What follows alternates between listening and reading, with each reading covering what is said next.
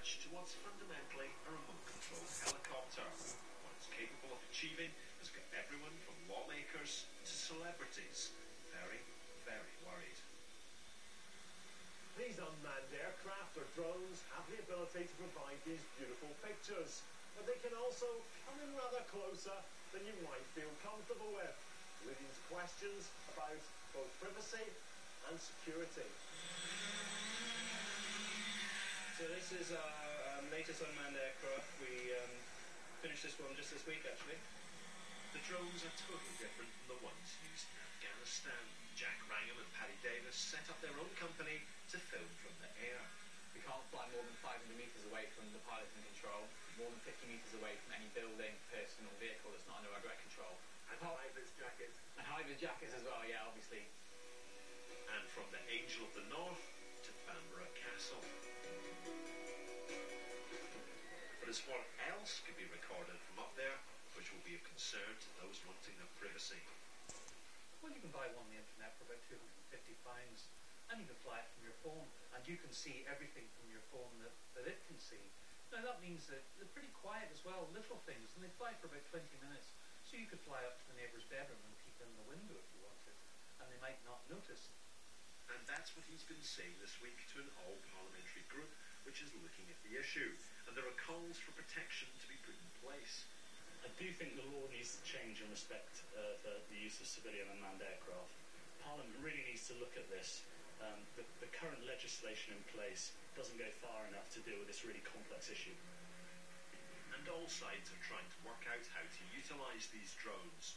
Some police forces in the UK have already started test schemes. While in Poland, the reverse happened. A private company used the technology to monitor the policing of this protest. So what happens next? Well, it's quite literally up in the air, as Jack and Paddy admit. If everyone was allowed to go around and do whatever they wanted, wherever they wanted, these would get very scary and very dangerous to everyone very quickly.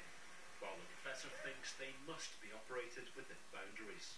They could be used for looking for, say, lost children or looking at burning buildings. But when I go and have a picnic in the country, the drones aren't invited.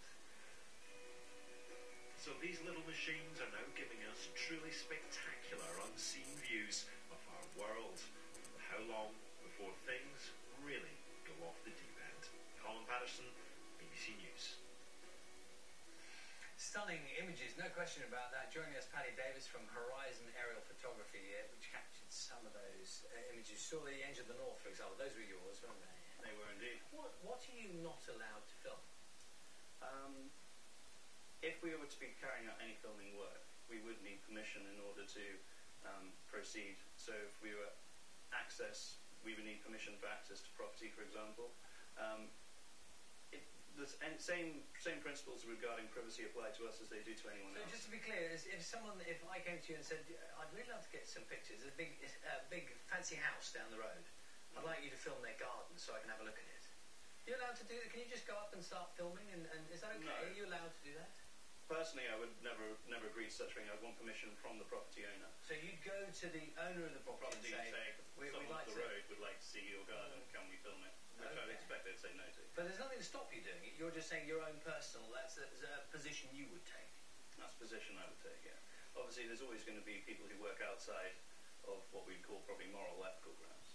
And tell us, so how close, we've got one of your machines here, how close do you need to be to it to fly it?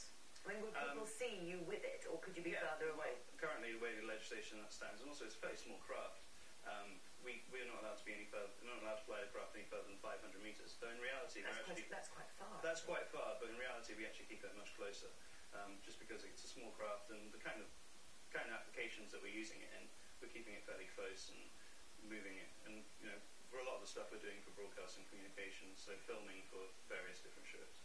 And early days in terms of how technology changing all the time. Where do you see this being used? What are the areas that have been developed now? There's such a wide range of applications. It's being used quite a lot in oil and petrochemical gas industries.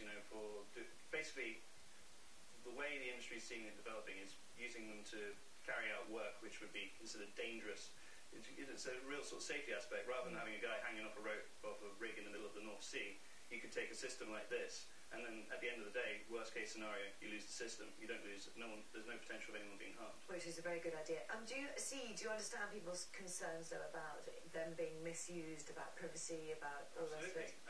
Do you think there should be sort of rules against it, or what? Well, there already is laws in terms of safety use. The CAA views any unmanned aircraft to the same principles as any manned aircraft. There has to be equivalence. And also, again, regarding privacy laws, they apply to any operator as well. Perhaps there should be additional legislation in terms of looking at the privacy aspect. But in terms of the safety, I think the CAA have worked very hard, and in fact, world leaders in terms of the legislation they've already laid down for the operation of unmanned aircraft in the public arena. Okay, Paddy, for the moment, thank you very much. Thank you. Let's talk about our main story here as well this morning. When the Chancellor was making his statement on the state of the